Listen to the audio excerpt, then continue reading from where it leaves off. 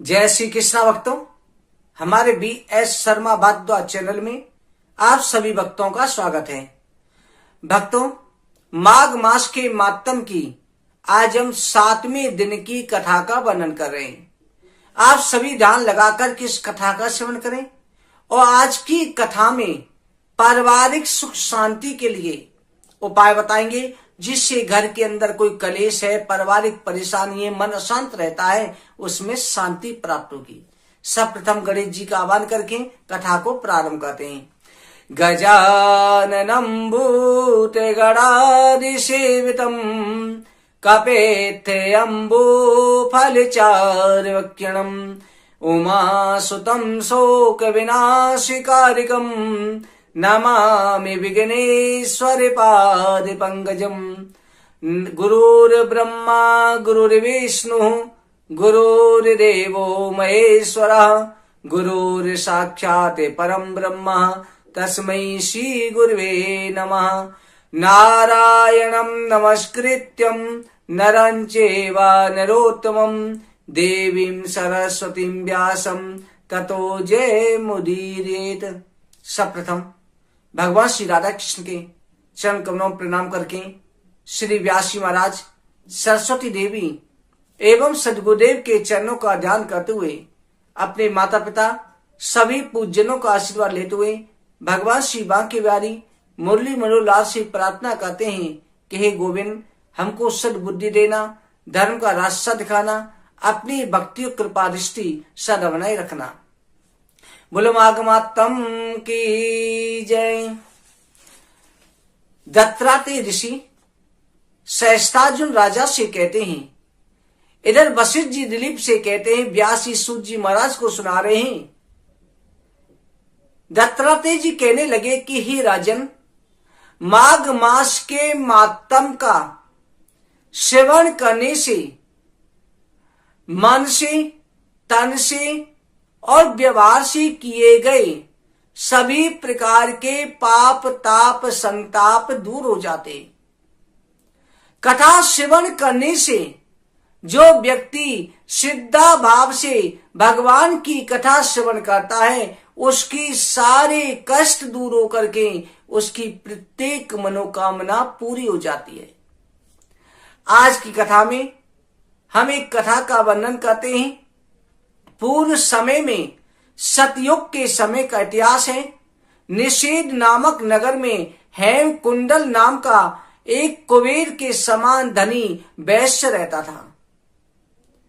वो बनिया बड़ा ही धनवान था। उसके पास राजाओं से भी बढ़कर के खजाना था। कुबेर के समान धन था। जो कुलीन अच्छे काम करने वाला, देवता अग्नि ब्राह्मणों की पूजा करने वाला था, उसका ये नियम था, धन के साथ साथ उसके कर्म भी अच्छे थे, उसके अंदर संस्कार भी अच्छे थे। वो जो वैश्य था वो नित्य प्रति गरीबों को दान देता, ब्राह्मणों का सम्मान करता, ऋषि मुनियों का सम्मान करता, निर्धनों की सहायता करता और हमेशा जो है भूखे को भोजन कराने वाला, देवताओं की पूजा करने वाला था।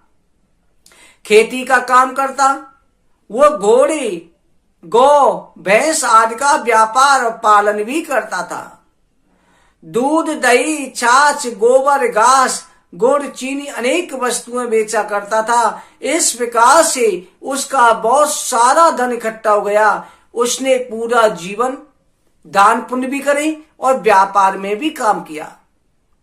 उसका हर वस्तु का जगह जगह व्यापार फैला हुआ था। गाय के गोबर से लेकर के गाय का दूध, गाय बछड़े, हर चीज का व्यापार, खेती का व्यापार, बहुत बड़ा धनी था।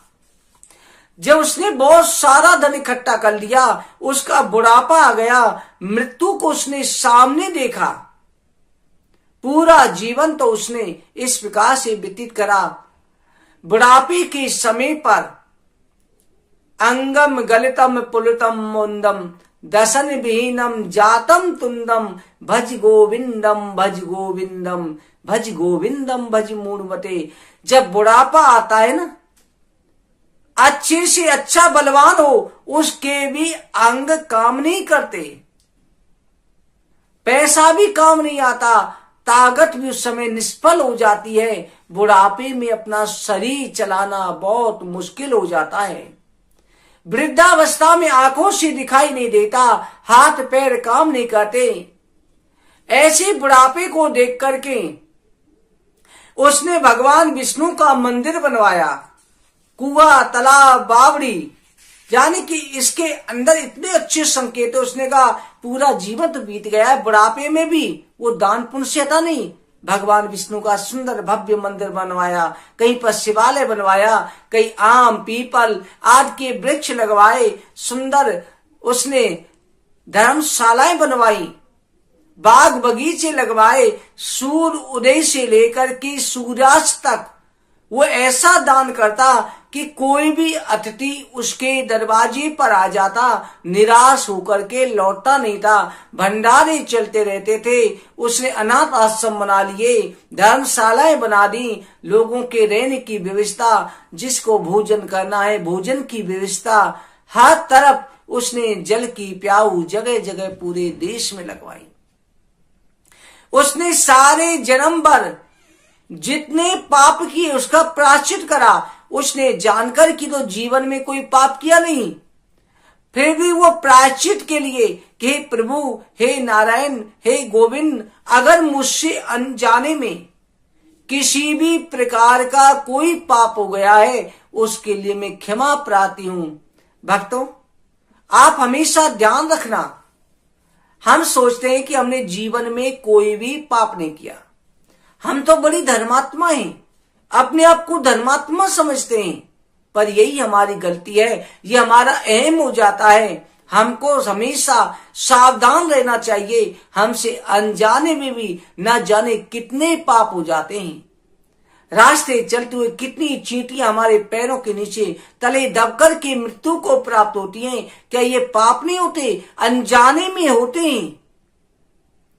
हाँ, अगर दोषी को आप सजा दे रहे हो वो पाप नहीं है, परंतु जो निर्दोष है, चींटियों ने आपका क्या बिगाड़ा?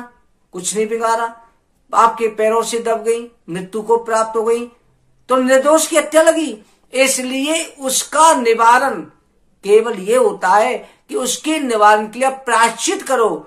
सुबह आप घर से निकलते हैं, भगवान के दर्शन करके निकलो। सायकाल के समय जब घर आ जाते हैं, अपने घर के मंदिर में बैठ जाओ, भगवान के फोटो के सामने, मूर्ति के सामने बैठ करके भगवान के सामने प्रार्थना करो कि हे मेरे प्रभु, ना जाने दिन में मुझसे कौन कौन से अपराध हो गए हैं, उसे आप क्षमा करें। मैं आपकी शरण में आया हूँ। भगवान को सारे अपराध सुना दो। अगर आपसे गलती हुई है वो भी नारायण के सामने कह दो, अपने इष्ट देव के सामने कह दो, तो आपकी आगे से पाप करने की इच्छा नहीं करेगी, क्योंकि शाम को जाकर के मुझे अपने इष्ट देव को अपना मुंह भी दिखाना है, उनके सामने कहना भी है।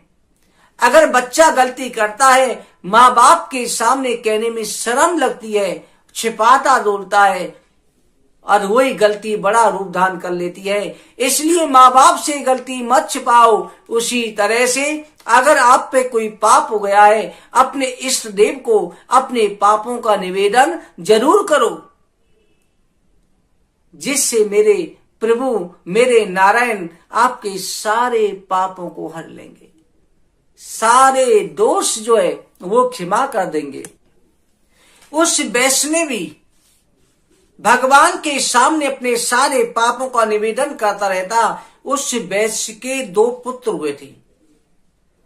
उन पुत्रों में एक का नाम कुंडल और एक का नाम विकुंडल रखा। दोनों लड़के युवावस्था को प्राप्त हो गए। अब हेम कुंडल वैश्य जो है अपने दोनों पुत्रों को अपना व्यापार घरबार सौंप करके भगवान की तपस्या करने के लिए वन में चला गया और भगवान विष्णु की आराधना करने लगा। तपस्या करते हुए निराल रह करके उसने अपने शरीर को त्याग दिया और भगवान के लोक को, वैकुंठ को प्रस्थान किया। अब जो उसके जो पुत्र थे, हेम कुंडल के दोनों पुत्र कुंडल और विकुंडल, अब दोनों ने अपने पिता की कमाई हुई संपत्ति देखी। कुबेर जैसा खजाना, इतनी बड़ी राज संपत्ति, इतना धन, इतना बड़ा व्यापार कारोबार फैला हुआ था, दोनों लक्ष्मी के मद से अंधे हो गए। और लक्ष्मी के मद में क्यों, बिना मेहनत की कमाई जब आती है तो बुद्धि भी भ्रष्ट कर देती है। परिश्रम की कमाई हमेशा काम देती है। उन दोनों की बुद्धि भ्रष्ट हो गई, दोनों जो है वेश्यागामी हो गए। वेश्याओं को साथ रखते, दोनों अच्छे सुंदर वस्त्र पहन करके, सुगंधित तेल लगा करके, भाड़ों के साथ में घिरे हुए हाथियों पर सवारी करते और हमेशा घूमते फिरते रहते, अय्याशी करने लगे, अपने पिता का धन खर्च करने लगे, व्यापार की तरफ ध्यान नहीं देने लगे। इस प्रकार से ऊपर बोए बीज के समान धन को बुरे कामों में खर्च करने लगे। पिता के धन को जहां उसका पिता दान पुण्य में खर्च करता था, उसे बुरे कर्मों में लगाने लगे। कभी किसी सतपात्र को दान नहीं करते, ना कभी हवन करते, ना कभी भगवान की सेवा करते, ना भगवान का पूजन करते, ना कोई दान पुण्य करते। उन्होंने जो है केवल अय्याशी में धन को उड़ाना शुरू कर दिया। कमाई हो गई बंद, व्यापार पे ध्यान नहीं और पिता के धन को उड़ाना शुरू कर दिया। अब तो जो है थोड़ी दिनों में कुबेर जैसा खजाना सारा खाली हो गया। वो दरिद्रता को प्राप्त होकर के अत्यंत दुखी हो गए। अब उनके घर में गरीबी ने, दरिद्रता ने प्रवेश कर लिया। भाई जन सेवक उपजीव सब छोड़कर चले गए। जब धन ही नहीं रहा, जो उसके साथी थे, धन के समय पर उनके पीछे आग पास घूमते थे, वो भी छोड़ गए, रिश्तेदार छोड़ गए, नौकर चाकर छोड़ गए, केवल दोनों भाई अकेले रह गए।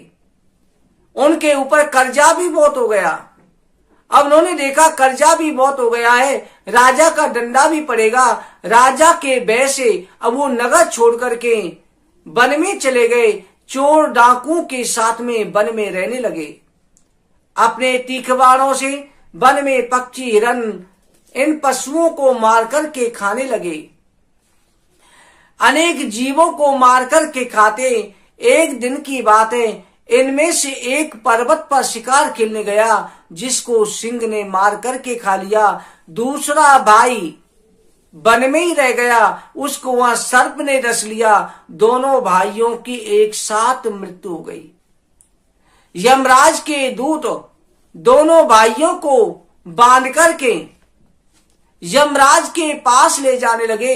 यमराज के नगर में ले जा रहे हैं। यमराज का नगर, कहते हैं ग्रंथों के अनुसार, यमराज के रास्ते में बहुत बड़ी भयंकर बेतरनी नदी आती है, जिसमें पापियों को डुबोया जाता है, जिसमें मांस मक्त रद्रा भरा हुआ है। रास्ते में कटीले कांटों पर चलाया जाता है, जलती अग्नि पर चलाया जाता है। ऐसे ले जा करके यमराज के सामने ले जा करके उन दोनों भाइयों को यमदूतों ने खड़ा कर दिया कि महाराज, इन दुष्टों को देख करके आज्ञा दें, इन दुष्टों को क्या करें, ये बड़े भयंकर पापी हैं।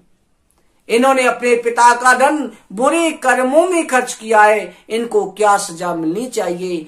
यमराज जो है उनके दंड विधान को देखने लगा।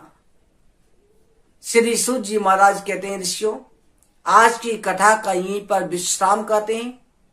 आगे कथा का कल के अध्याय में वर्णन करेंगे। भक्तों, आज के दिन अगर मन में अशांति रहती है, आपका मन शांत नहीं रहता, रात को नींद नहीं आती, चिंता सताती रहती है, परिवार में कलेश रहता है, चिंता, मानसिक शांति के लिए आपको करना यह है कि आपको एक मुट्ठी साबुत चावल के दाने लेने हैं। एक मुट्ठी साबुत चावल के दाने लेकर के और आपको 1 से 8 बार ओम नमः शिवाय बोल करके और भगवान शिव जी के इस शिवलिंग पर चढ़ा के आने। आज का ये उपाय करना है। इससे देखना आपको हर प्रकार की मानसिक शांति होगी और आपके मन में कोई कामना है, पुत्र संतान प्राप्ति की है, किसी भी तरह की इच्छा रहती है, क्या मन जिस तरह से परेशान है जिस कार्य के लिए, वो कामना अवश्य पूरी होगी। मेरे भोले बाबा आपकी मनोकामना अवश्य पूरी करेंगे। भक्तों, अगर आपको हमारी वीडियो अच्छी लगी हो, इस वीडियो को लाइक और शेयर जरूर करें। चैनल को सब्सक्राइब नहीं किया है, सब्सक्राइब जरूर करें। आप सभी को जय श्री राधे। जय जय श्री राधे, जय जय श्री राधे, जय जय श्री राधे श्याम।